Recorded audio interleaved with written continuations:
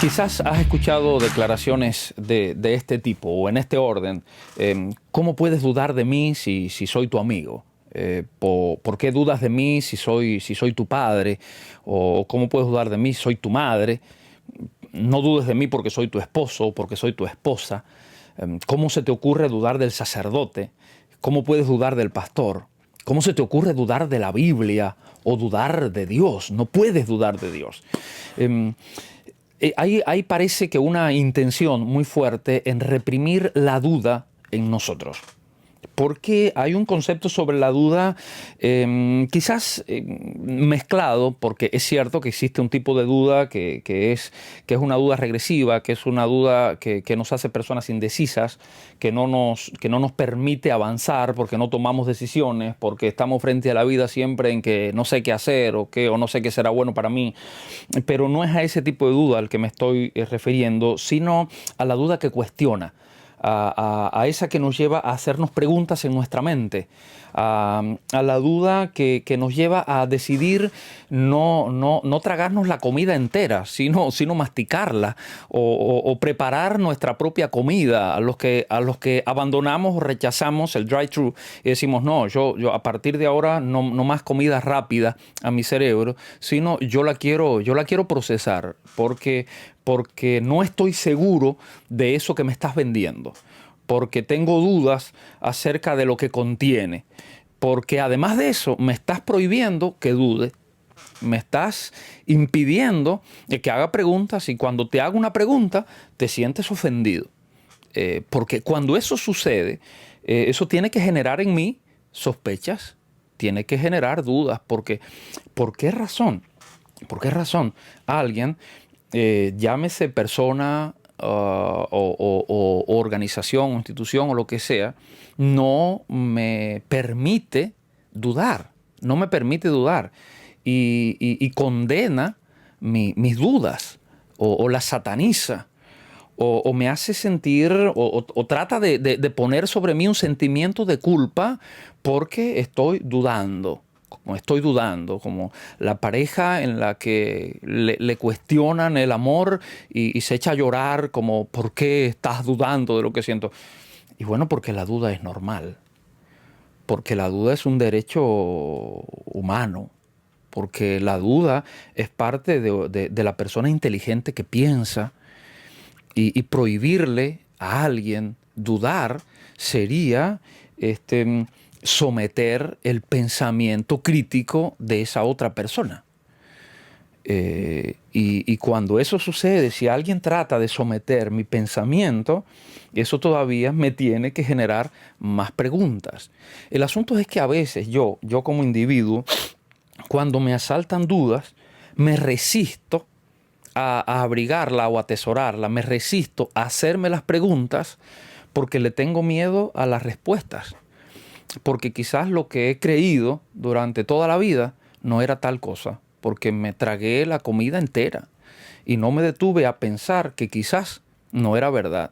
Y cuando en algún momento intenté levantar la mano para hacer alguna pregunta, me prohibieron preguntar. Y me dijeron que acá yo no estaba para cuestionar, porque yo estaba para aceptar, para creer, porque esto era la verdad. Y la verdad no se cuestiona, porque cuestionar la verdad sería cuestionar al amor, o cuestionar a Dios, o cuestionarme a mí, y yo soy incuestionable, etcétera, etcétera. Pero cuando nosotros pensamos un poquito más, llegando un poquito más adentro en el asunto, ¿quién no podría dudar? O sea, bueno, no podría dudar una máquina. Los robots no dudan porque están programados para funcionar de cierta manera y una máquina programada para funcionar de cierta manera responde básicamente, valga la redundancia, a su programación y va a actuar en consecuencia a su programación. Pero nosotros no somos máquinas. Por otro lado, ¿quién no podría dudar?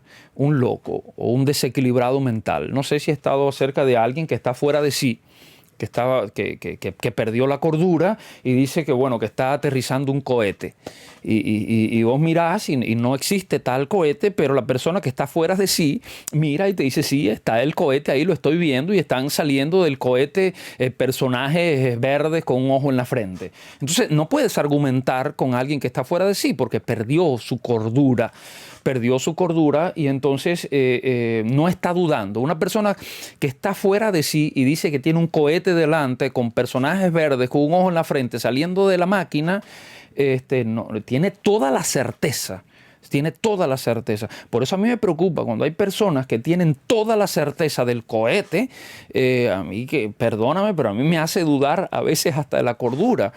Porque ¿qué persona no tiene en algún momento de su vida dudas y preguntas? Así que bueno, yo creo que no dudan las máquinas, no duda una persona que está fuera de sí o un loco, y no duda un manipulado. Una persona manipulada tampoco duda, porque al manipulado le arrebataron su capacidad de opinar, su capacidad de pensar, inclusive se lo arrebataron a través de la manipulación y demás. Y una persona entonces manipulada jamás va a preguntarse por qué lo que le enseñaron se convierte en algo incuestionable, se convierte en algo indudable, porque se le carga al individuo un sentimiento de culpa que viene siempre acompañado de la duda.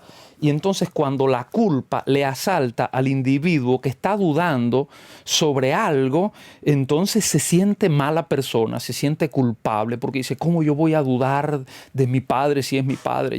Y el padre quizás le está haciendo daño, o la madre le está haciendo daño, o su pareja le está haciendo daño, pero ¿cómo yo voy a dudar? Porque viene acompañado de culpa y se siente mala persona por el hecho de dudar.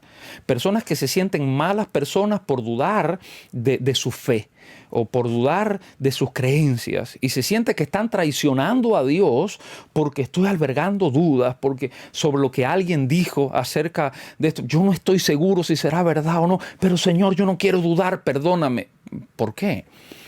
Bueno, porque Santiago dice que el que duda es como la onda del mar. Pero es que no, cuando nosotros leemos ese texto en Santiago, ni siquiera está hablando de la duda, está hablando de la oración. O sea, cuando te acercas a Dios, cree en lo que estás pidiendo y no dudes para recibirlo. Pero no es una disertación sobre la duda, sino una disertación sobre la oración y la manera en la que te acercas a Dios con certeza. Porque hay un texto que escribió una autora, Ellen White, en un libro titulado El Camino a Cristo, un librito pequeño, muy lindo, en el que ella hace una declaración muy reveladora. Dice, Dios no ha quitado toda posibilidad de dudar, sino que nos ha dado evidencia sobre la cual fundar nuestra fe. Así que en un contexto religioso, un contexto de creencia, me llama la atención que esta autora dice, Dios no ha quitado toda posibilidad de duda, y evidentemente no la ha quitado, porque si Dios nos hubiese querido quitar la capacidad de dudar, nos hubiese automatizado el pensamiento. O sea, nos hubiese dado un cerebro de máquina en el que no nos hiciésemos preguntas.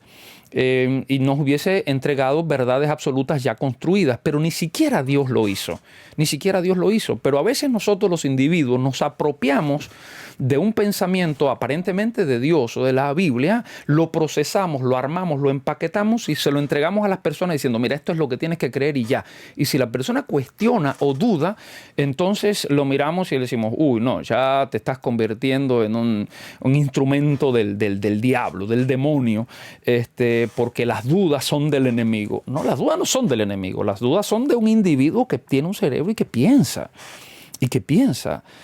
Porque la única manera de descubrir verdades y descubrir caminos es haciéndonos preguntas. ¿Cómo sé si en el camino que estoy es el camino correcto? ¿Cómo sé si aquellas cosas que creo o que me dijeron que creyera son las correctas? Aquellas cosas que nos generan dudas Y cuando nos generan dudas, en lugar de hacernos las preguntas para escuchar después las respuestas, para atrevernos a escuchar las respuestas, porque a veces no nos las hacemos porque tenemos miedo a estar equivocados y elegimos autoengañarnos y por eso reprimimos la duda. Bueno, por esa puede ser una razón, o la otra el miedo, como les decía, el miedo o el sentimiento de culpa. Entonces la reprimimos, la guardamos, la escondemos dentro de nosotros y vivimos autoengañados y vivimos una existencia vendida. O sea, no somos más nosotros y somos constantemente un reflejo de los otros. Pero hay momentos en la vida en que uno decide parar y escuchar ciertas preguntas que vienen rebotándonos en la cabeza, dentro de la cabeza.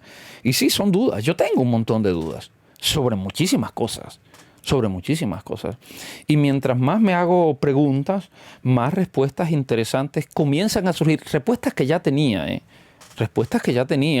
pero que a veces me resistía a creer sobre muchas cosas, sobre la vida en general. No piense que estoy hablando de algún tema particular, sobre la vida. Decía, aunque no quisiera detenerme ahí, pero cuando René Descartes dijo, pienso y por lo tanto existo, o sea, me doy cuenta que la existencia de un individuo parte cuando se da cuenta que puede pensar, y la duda es parte del individuo, entonces yo me voy a convertir en alguien que comienza a forjarse a sí mismo, que comienza a construir una manera de pensar y de vivir, respetando el criterio de los otros, porque no es necesario convertirnos ahora en paladines de una verdad que acabo de descubrir y ahora todo el mundo la tiene que creer, porque entonces estamos repitiendo ciclos, respetando lo que los demás puedan creer, pero atreverme a someter ese miedo que viene acompañado de la duda. Porque yo creo que nadie, ninguna persona, institución u organización tiene el derecho a reprimir la duda de un individuo, de una persona. Yo, cubano al fin, fui víctima de un sistema político que reprimía la duda. O sea, la revolución de Fidel es incuestionable y no puedes tener dudas de ello. Y si expresas públicamente tus dudas, eres un disidente que merece castigo. Eso es sumamente peligroso. Y a nosotros esas tendencias totalitaristas nos parecen devastadoras y las rechazamos. Bueno, pero eso mismo que hace el comunismo totalitarista se repite en ámbitos familiares, donde hay un individuo que se autoproclama cabeza de una casa y dice: yo soy incuestionable y aquí nadie tiene derecho a dudar de mí, ni mujer, ni hijos, ni nadie. O una persona en un círculo de amigos que tiene el único criterio y que los demás solamente tienen que escuchar y obedecer.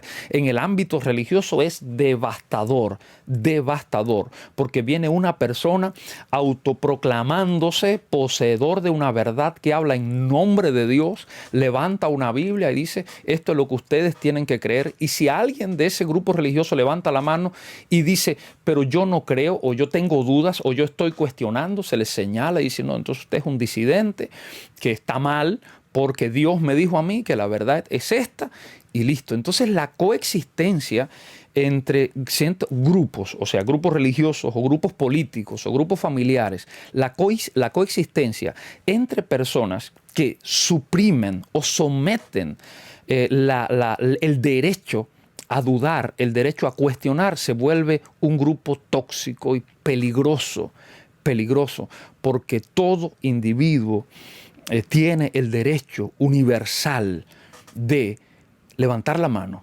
de hacer preguntas y de contestarse, no sencillamente hacer preguntas a los otros, porque el otro va a contestarte de acuerdo a su pensamiento, sino hacerme preguntas y tener un diálogo interno de acuerdo a mi experiencia, de acuerdo a cómo yo veo, de acuerdo a mis puntos de vista, y llegar a conclusiones y vivir en consecuencia.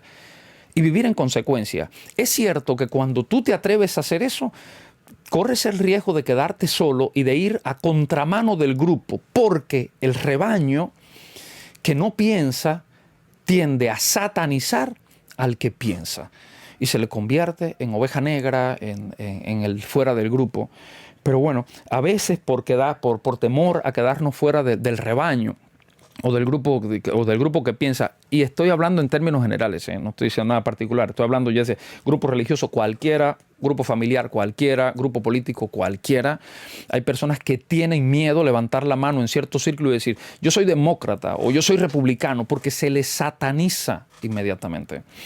Bueno, creo que me he extendido un poco, pero así como resumiendo lo que le quería decir, ¿quién no duda? Una máquina. ¿Quién no duda? Un demente, un loco. ¿Quién no duda? Un sometido. ¿Quién sí tiene dudas? ¿Quién sí tiene dudas? Una persona que piensa y que quiere crecer.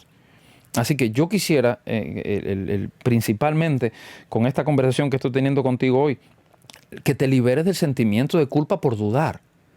Ni a Dios le molestan tus dudas. Acércate a Él y hazle preguntas acerca de las cosas que estás dudando.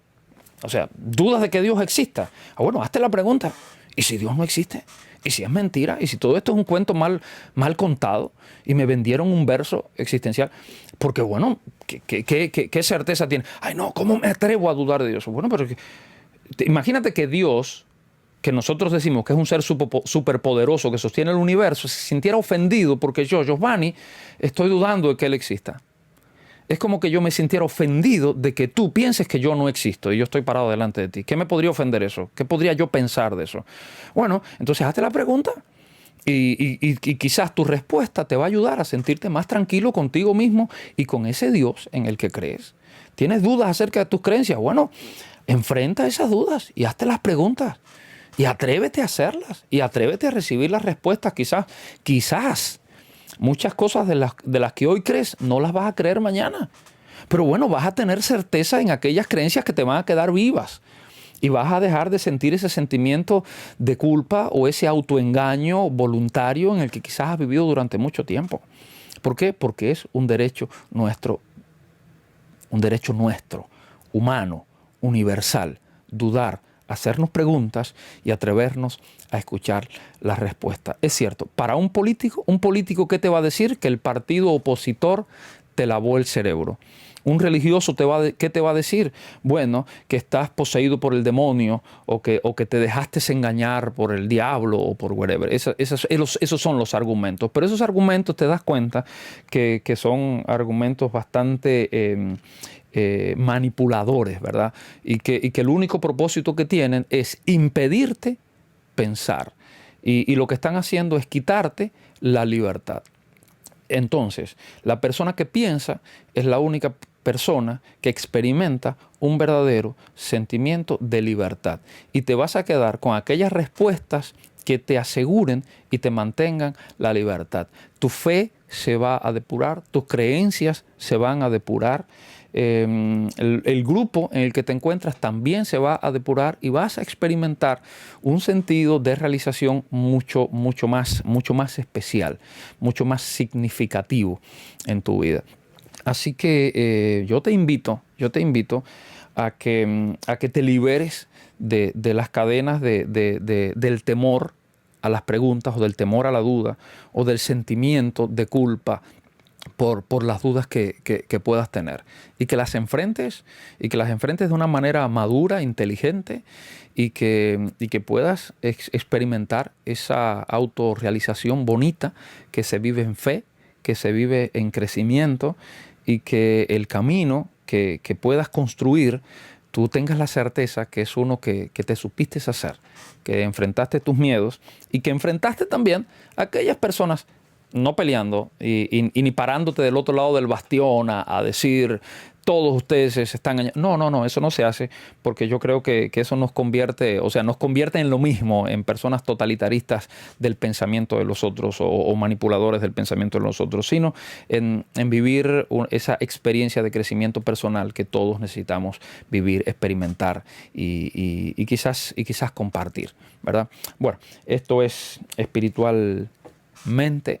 Te invito a que dudes, aunque sea un poco, porque es muy probable, estoy casi seguro, que un montón de cosas sobre las que estabas dudando, casi seguro que tenías la razón.